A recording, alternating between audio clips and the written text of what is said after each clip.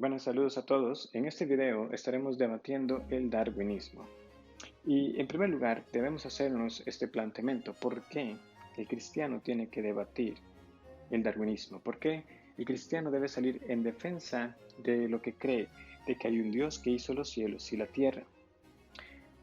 ¿Por qué entonces es necesario responder al darwinismo cuando la Biblia sin ambigüedades nos habla de este Dios creador?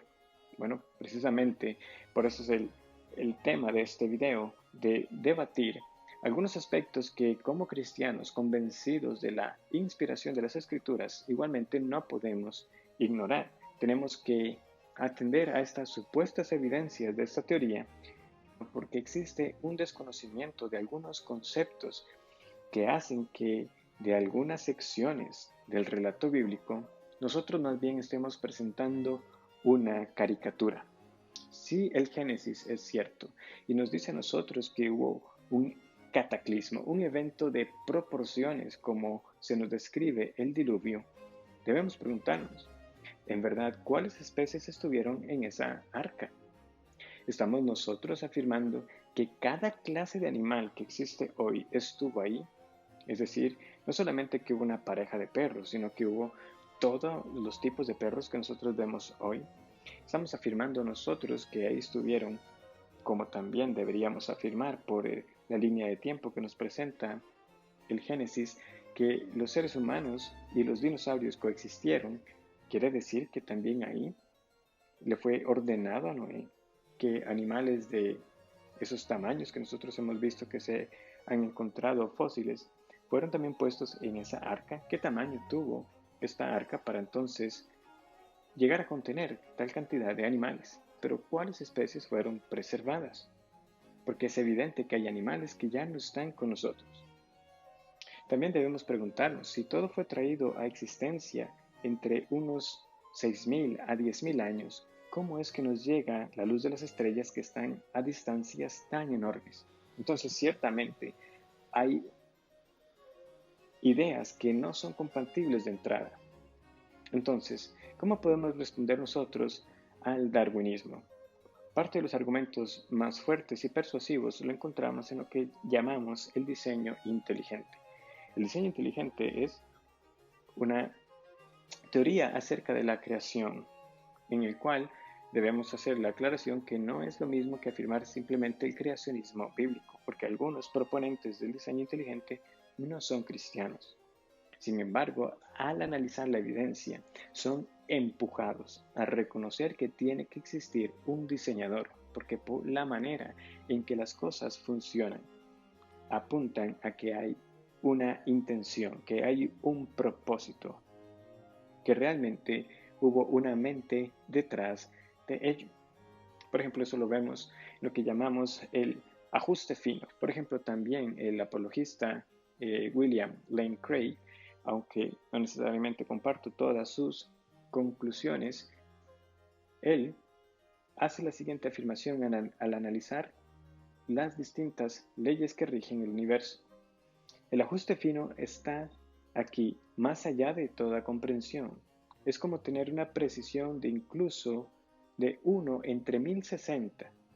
Es como disparar una bala hacia el otro lado del universo observable a 20.000 millones de años luz de distancia y dar en el blanco de un objetivo de 1 pulgada. ¿Por qué es importante? Porque es importante notar esa sintonía fina, ese ajuste fino que vemos a nivel del universo cuando tenemos que hablar de la evolución a nivel biológico. Bueno, porque como también afirma William Lane Craig, porque para hablar de la evolución biológica debemos construir sobre la evolución del universo. Las condiciones para la vida parten de estas condiciones. Por ende, debemos tener en cuenta que al centrarnos en el ajuste fino cósmico, esto también pone fin a todo el tema de la evolución biológica, el cual está muy cargado de emociones, dice él. El argumento del ajuste fino, si tiene éxito, dice él, mostrará que la evolución de la vida inteligente en cualquier parte del cosmos depende del diseño de las condiciones cósmicas iniciales.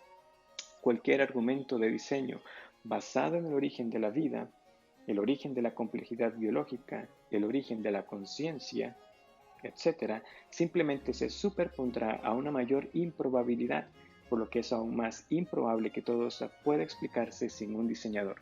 En pocas palabras, si ya nosotros al analizar el universo vemos ese engranaje que mantiene, ¿verdad?, el funcionamiento tal y como lo conocemos, ahora sobre eso tenemos que construir cómo la vida vino a ser.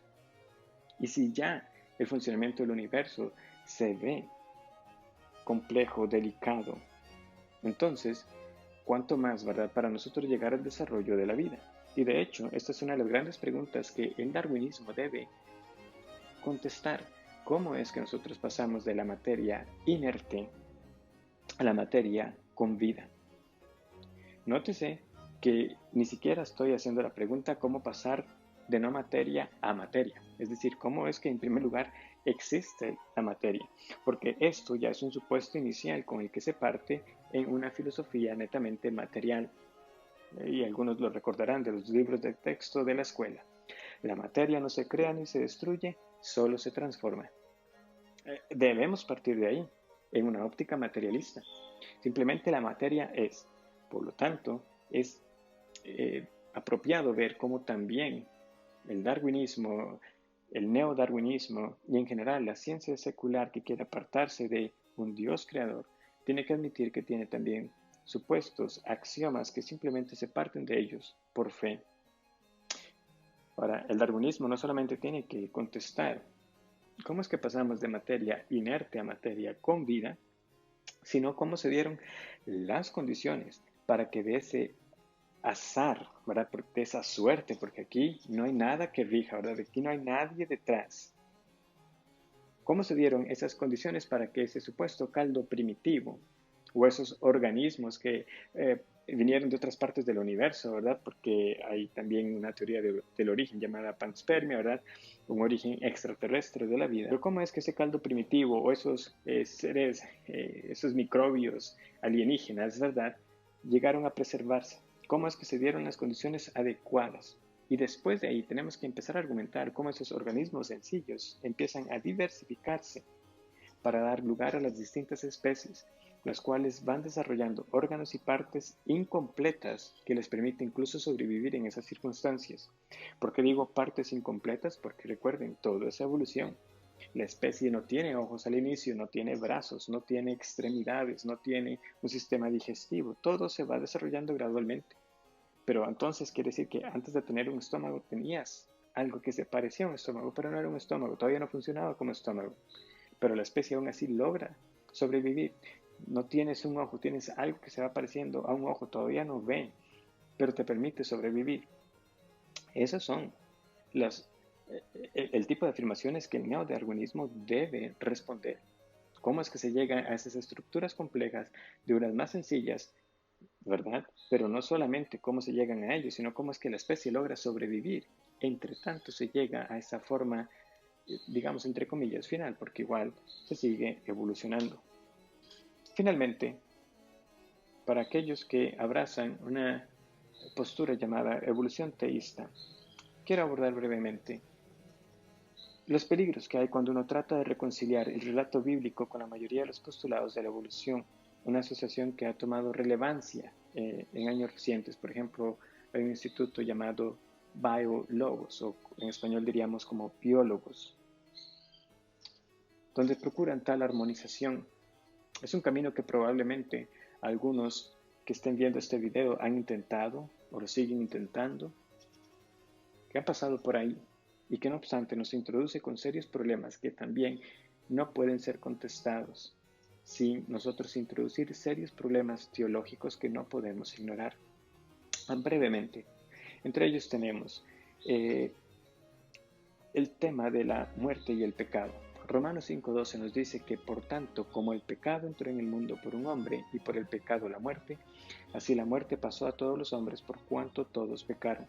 ¿Cómo explicamos la muerte de nuestros supuestos antecesores antes de la caída, antes de que existiera un hombre real, histórico? En segundo lugar, ¿cómo explicamos entonces nosotros que Cristo sea llamado el segundo Adán si en primer lugar no existió un Adán histórico?